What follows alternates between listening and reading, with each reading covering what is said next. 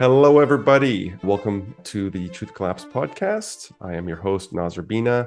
I am here today with Rafaela Ellensburg, who was just on the OmniX podcast with us, where we talked a little bit about her work in content engineering and also the use of certain technologies to make AI more reliable.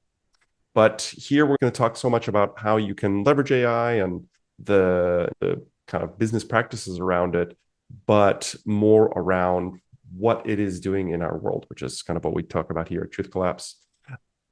So, Rafaela, do you want to quickly introduce yourself to the folks? Yeah, sure. Hi, I'm Rafaela Ellensburg, and I'm a content engineering consultant. I've been working at Albert Heijn, one of the largest retailers in the Netherlands, for 9 years now. And 3 years ago, I started the content engineering discipline at the organization because I saw a need for more structured content, of course. And from there, I actually discovered also how structured content also needs to be linked to data in other domains for us to be able to make it more relevant across all channels. So it actually benefits our omni-channel digital goals that we have. And yeah, so that's me. Yes. And you also mentioned on the other one how all that work that you're doing with structuring content at omni-channel is, at the end of the day, what are we trying to do? We're trying to build a trustable, reliable experience for people. And I think what we are seeing is a lot of people feeling, I don't want to just say truth collapse, but I just gave a webinar yesterday where we did a poll and we asked people what their concerns were in this area. And a lot of people talked about the loss of trust in content and digital generally. And we're in a world where we're trying to be responsible about what we put into the world. And there's a big rush to put AI out there. And I know that you and I are both involved in helping people get that functionality out there. But truth collapse, our super short definition, is the emergent result of when those AIs are not aligned with human well-being. Yeah. So you just saw the Truth Collapse introduction presentation. I did, yeah, and very profound. It actually sparked an emotional reaction in me because I saw that this is what most people, they feel it and they know it, but they're not able to express it in a way that resonates. And I think that you did that very beautifully. And also the emotional response, I felt it through the screen. So you did a terrific job there in bringing the story to the audience and actually make people connect emotionally with the message that you wanted to bring out. So it was really a pivotal moment, I would say. Thank you. It was, I call it the most important presentation of my career. Yeah, and I can imagine. I really do feel there was before and after that. If people want to check that out, that's the first video on our YouTube channel. Yeah. And it's on the website as well. Thank you again, Rafaela. So that presentation was going into what truth collapse is and how we can detect it, and starting to start the conversation about how we can do something about it. How can we build our new world that we have to build with these AIs participating in our culture and making choices for us and mediating things, and then also producing a lot of things maybe not in the most responsible of hands, which is going to just accelerate the loss of trust that we're already experiencing. Rafaela, what are your biggest concerns, or what have you experienced in your own life in relation to truth collapse? I think the biggest concern I'm seeing is that misinformation component. I haven't actually experienced something myself in regards to that, but I think the misinformation part and also the distrust in a world that already has issues with placing trust in governments, in bodies of authority, such as science.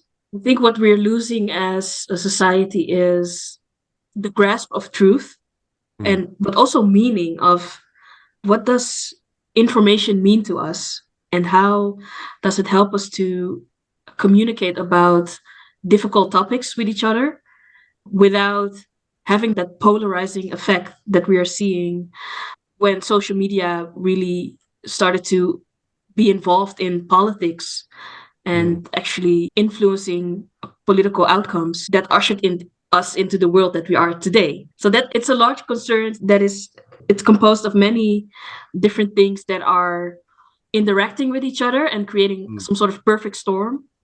Absolutely.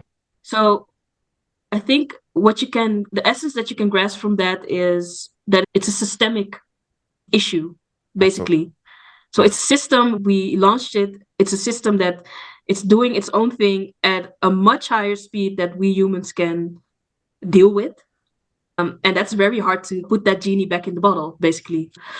Yeah. So you've mentioned in our previous conversations the importance of pushing back against certain AI practices. Maybe we can't push it back in the bottle, but maybe we can find ways, standards, or best practices or norms. Hopefully, we'll talk a little bit about regulations in a minute. But what are some practical ways that we can push back against the more, let's say, I don't want to say irresponsible, but yeah, including irresponsible, but less advisable or more prone to risk ways of doing AI? How can we push back against that? I think it starts with humans communicating with each other about what and how we define the concepts that we put into systems. It's where the human starts to collaborate with the machines and finding ways in which we can agree as humans what kind of concepts we want the systems to work with. And this could be negative concepts and positive concepts, of course. We live in a world where we have people creating beautiful things, but also people that are very much destructive and using those beautiful things to perform criminal activities, for example, which also happens with AI. But I think that whatever rules and governance that we have in place to prevent these negative outcomes is something that we also need to codify into the systems that we work with. And I have a feeling that is not being done sufficiently enough with the AI that we unleashed to the public. So I think yeah. there's the AI. I guess you should raise this if you have, for anyone who hasn't seen the background information on this. When we're talking about AI here, we are talking about the new, let's say, post 2022, 2023 forms of generative AI that look like us. They sound like us. They can make images like us or images that we think are real. That's a whole type of AI and a type of danger that comes with being able to falsify video, audio, messages, etc. And then there's the AI that we've been living with for 15, 20 years, which is the AI that doesn't have a face. It's the AI that chooses our information diet for us. It learns what we like, and basically we like to eat information cake, which is scandal and sex and violence and outrage and etc. And so because we like to eat information cake, it feeds us cake all day long. And now for 20 years we've been eating cake, and it's messing with our information digestive system and our body of information, both as individually and collectively. So, indeed, that's a beautiful metaphor to compare it to how you actually digest information, indeed. And it actually not just affects our minds, it also affects our bodies. Coming back to whatever the system feeds us, basically, and on steroids, very hyper, trying to have us engaged in almost an addictive way. I think that is also part of that system that I talked about. It's a self-reinforcing loop that we have created. So it's also ourselves as humans, how we respond to that.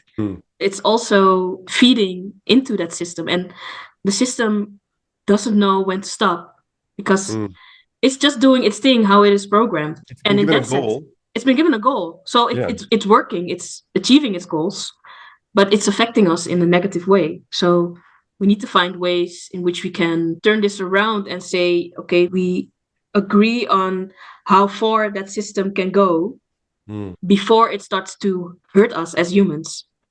But yeah, it's a challenge to fight against whatever has been unleashed since 2022. Which is even more powerful. Which is even more powerful. Emotional, even more evocative. Exactly. And it seems real, right? But we as humans need to become owners of our reality, so to say. We need to own that and use that to govern those artificial things that we are able to create through those systems. And the way in which we could do that is taking our reality and translating the concepts that are meaningful to us to a machine readable way, which we can do with semantics and with knowledge graphs. We actually have proven that this works. Special types of databases and ways of Yeah, encoding the information. exactly. And use those kinds of systems, build AI on top of it, so that we actually give the AI the input that we want it to work with, instead of having that free format, that open, everything goes input that we now are putting into it. We need to regulate that and we need to govern that in ways that are also translatable to how we as humans communicate with each other. So more the linguistic way, instead of just relying on that statistical way that create that self-reinforcing feedback loop. So there are multiple systems that need to collaborate with each other, and we're now leaning too much on that statistical, very artificial way of letting the system do its thing. And I think we need to balance that out with more the linguistics, humanistic way in which we are used as humans to live in a harmonious way. Yeah, it's a lot. So I want to just to come to the statistical thing. So the way that a lot of these big AIs, especially these new ones, are working is that they've unleashed them on the whole internet and said, find the statistical linguistic patterns that make you able to generate human-like images, human-like texts. We say large language model, but the image models are also related, because when you say to a machine, I want a picture of Zelensky and Trump in a fist fight, it has to understand who those people are, what they look like, and then what a fist fight is, and then how, etc. Which I'm not recommending that you do. But I think that what you're alluding to is that maybe we should have some rules around, or what I'm getting from what you're saying is maybe we should have some rules around what are you allowed to feed an AI? How do we regulate the AI's information diet so that it doesn't poison ours? Exactly. You've mentioned, and maybe the internet in all its beautiful and horrible facets wasn't the best thing to just shove into these models. Yes. Yeah. You previously mentioned like the gold standard metaphor. So we're moving from food to gold, but please expand a little bit on that concept. Oh yeah. In a previous conversation, we were talking about what kind of standards and rules do we need to apply to let the AI give us the output that we're all longing for, which is higher quality output that doesn't do any harm. And then I mentioned the gold standard, which is more related to the financial world. And it is something that we used to have, the gold standard that was very much tied to the money supply within the world. The value of the money that we supplied into the economy was tied to how much gold was available in the world. And at some point, a country's money represented the amount of gold it actually had. Yeah, exactly. And at some point, they went away from the gold standard to have a more flexible way in which economies could supply money in economic downturns, so to say. And that can work for a while if you are managing it in a good, healthy way. But of course, we have good and bad actors in the economy. And the amount of flexibility that you give in the economy by stepping away from the gold standard and basically saying, okay, we don't have that standard anymore, so we can supply a lot more money into the system, also in an artificial way, you could say, so that we can deal with those economic downturns and make sure as a country that we have enough money to keep things going. Artificial, like you're actually artificially producing money. You're printing money out of thin air, basically. That's what you're doing, because there's no standard anymore that you can tie that money supply to. So what you're now getting is, and especially when you're in a fraudulent system, which we have seen in the economic collapse of 2008 with the housing market collapsing and drawing everything it was a snowball effect. So everything that was tied onto that artificial value that was created based on the housing market, it dragged everything down with it, because it was it was a bubble to begin with, right? So you had financial collapse instead of you true had that collapse. financial collapse. Exactly. You had a collapse of value, which is pretty much looks like the collapse of truth that we are seeing now with artificial intelligence running around ungoverned, no standard. So no standard of meaning, no standard of truth. And that is how I make that relationship to the gold standard that we don't have it. So it's easier for economic collapses to happen when managing the system is not being done in the proper way. I think that you raised something really interesting, which is when we have on one side, without the gold standard, we can invent money out of nothing. And Yeah. therefore we dilute the value and the meaning of money within our Yes. society. And that creates extremism and flexibility. You have these big peaks because everyone's using this invented money, and then you have collapses. And it's very interesting because we're inventing machines that can create content out of nothing. And I was just reading a book, it's an excellent book called The Constitution of Knowledge, A Defense of Truth.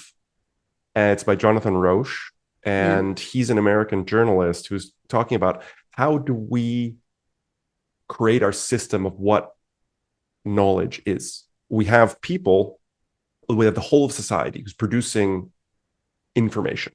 But knowledge is not just information. And Yuval Harari says this as well, that information is not truth.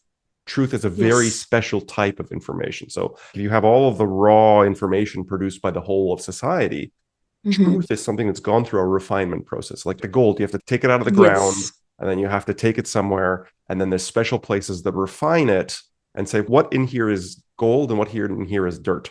What in here is gold and what here is other stuff which is not. And so it's the same process with truth. We're all creating information, we're all participating, but the way that we create truth is we send it to refineries, journalists, scientists, educational institutions, and we refine it down and go, what in all this information is true? Can we test it and verify, is this true information? And if I test it and you test it, we should both be able to come up with the same results. Exactly. Yes. It's taken out of the personal, I feel that this is truthful to me, and into the verifiable. We've applied the standard, we have checked, and yes, this is true. With generative AI, we can create information at such a scale to the ability for these systems to refine down at the institutional level and then also at the personal level. Like every part of the system is being flooded. And the reason I brought up the book, actually, sorry, I'm losing myself. The reason I've brought up the book is that I don't have the citation, unfortunately, but I'll find it later and I'll put it in the show notes, is he was talking to another journalist who was saying that this becomes a form of de facto censorship. Yes. Is that you can flood the system and that basically destroys anybody's ability to see what is true. They're just buried in stuff. Yep. And that we don't have any mechanisms in society to handle that. When you, instead of we used to try to censor things by cutting off the supply. I'm going to stop you from reading these messages. Now you can't do that. You cannot cut off the supply. There's too much. Yeah. So the way that you cut off the supply is by cutting off the supply of attention. I'm going to drown this message with so much garbage that even if you ever saw it, you would no longer be able to tell if it's gold or dirt. Yeah. And there goes the value of information. Because now what is true and what is not, we don't know. And the same goes with the gold standard. What is actually valuable, where I spend my money on, where I invest in, and how do I make sure that I get that investment, that value back? So when you see a boom and a bust in the economy, that's exactly what is happening when it runs amok. And the system is flooded with meaningless money or invaluable money, basically, because there's nothing to put against it. There's nothing that backs it. It's just there. It was created out of thin air. So you are an information and content professional. You work in meaning, you work in information, you work in these things. How can an organization make sure that it's not part of the problem? So something that while you were talking earlier came to my mind was the engagement model. Yeah, If you're selling addiction, if that's your business model, well, you're part of the problem. yeah, You know, yeah, yeah. I've heard you talk about finding out what people really want and understanding their needs and providing value. So how do you actually implement that? What can we do as people who have jobs and work in organizations to try to Mhm. make sure that our company is not part of the problem? Yeah, so it actually pretty much ties back into what I mentioned in the OmniX podcast Mm, is as a company, you want to provide value to your customers, firstly. And from providing that value, when it resonates with your customer, you get that value back from your customer. And you can create that feedback loop of giving value and getting value back. And that is actually the reason why companies were actually able to make our economy grow because they were bringing value mm, to society.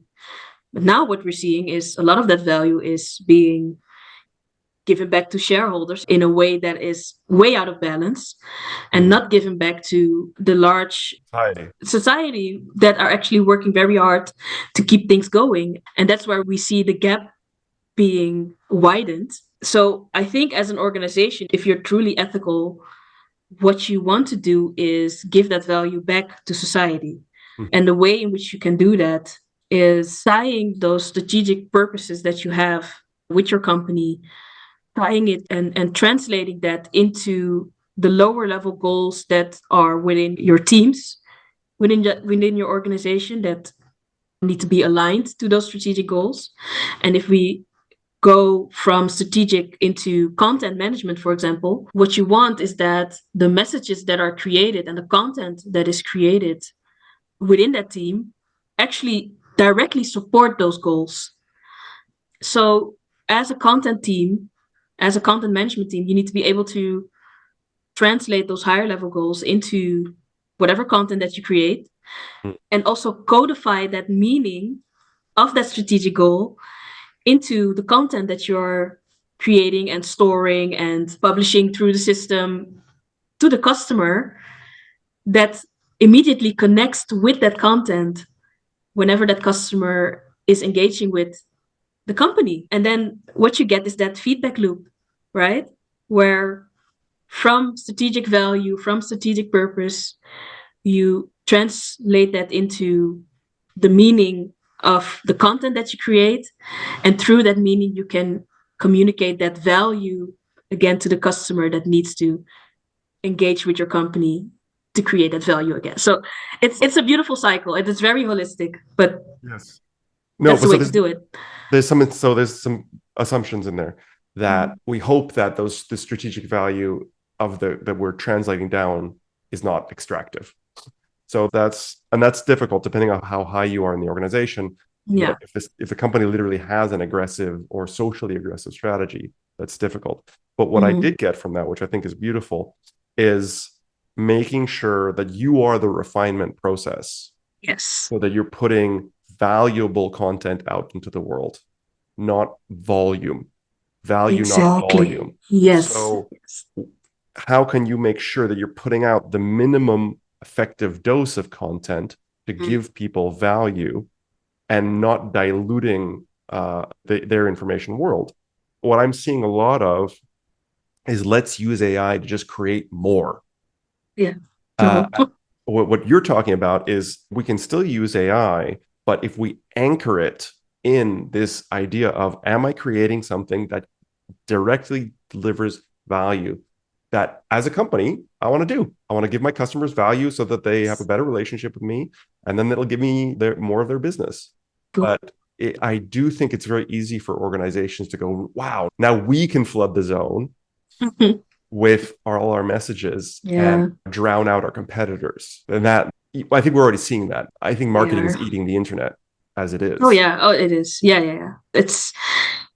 It's not great to watch and to witness, but it does give me hope, especially within the content community and the knowledge management community, that people are starting to realize that even for their own work, it's not satisfying to just flood the system with something that doesn't mean anything and something that doesn't resonate and also doesn't give back the value that you're looking for. And people really want, especially in this day and age of AI being a hype, they are really longing for that human connection from working at a company and meaning something to someone that is interacting with that company. You want to have that sense of relationship, purpose, and value that you're doing in your daily work. That is, most people want that from their daily work with content, with data.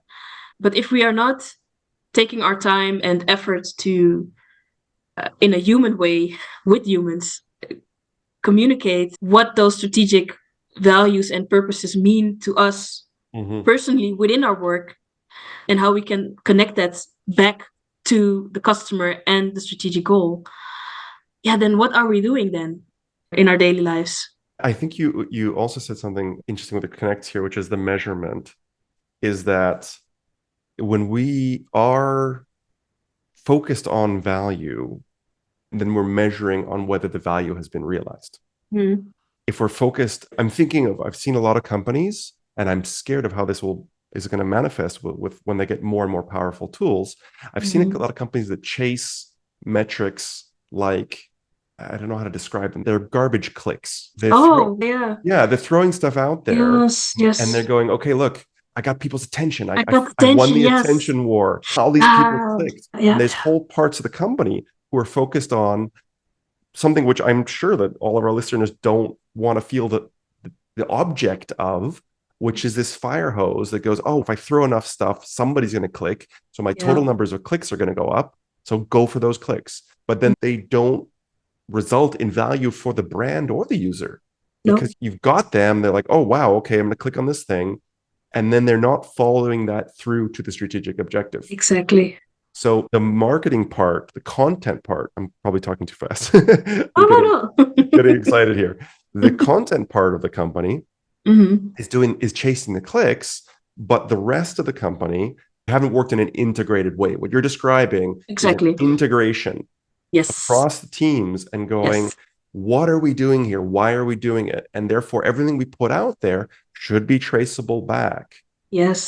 And you can use AI, but if you do that, if you're measuring it and going, did this achieve value, then you won't fall into that trap of more, faster, more clicks, more eyeballs. Exactly. So what also is key in this message is that you also want to be sustainable with your content creation. You want to get rid of that linear thinking of, okay, we need to create as much as possible, then we need to publish as much as possible on as much as possible channels, to that fire hose effect, what you're saying. And I think if people start to transition from a more linear way of thinking into a more circular way of thinking about content creation, then you will also see the importance of being able to trace back whatever that content tangibly offered or created, the value that it created for the company and the customer. You can only get that from that circular way of thinking, and also being able to structure your content in a way that you make sure that it is reusable, that you can trace every piece back, and also know when to pull out certain pieces out of the supply that we are publishing to the channels, because take them off the market. Take them off the market because they're not working anymore. We need to rework it, make it fresh, and then make sure that it resonates again with wherever the audience has evolved into. Because that's also what happened. Content is a living thing, and we are communicating it to living people, and people transform, they evolve. And so our content needs to do the same thing. So that circular way of thinking, I think that is key to making sure that whatever we create is also able to be tracked in ways that mean something of value to the consumer and the company. Fantastic. We've got to wrap it there. Thank you so much, Rafaela, for joining us. So I hope, folks, that the conversation helped you evolve the way that definitely. your relationship with content, and if you're working at a company, your relationship with your own work. So thank you, Rafaela. Again, do you have any places that you'd like people to get in touch with you? Oh, yeah, sure. LinkedIn is the obvious place to reach out to me. But I also have my own website for my own company, which is called www.d-ceagency.com. Right. Okay. The dash ce agency.com. Great. Okay. Thank you so much for Rafaela for a Thank great you. conversation. And thank you everybody for joining. We'll see you next time. Thank you very much. Bye bye. Bye bye.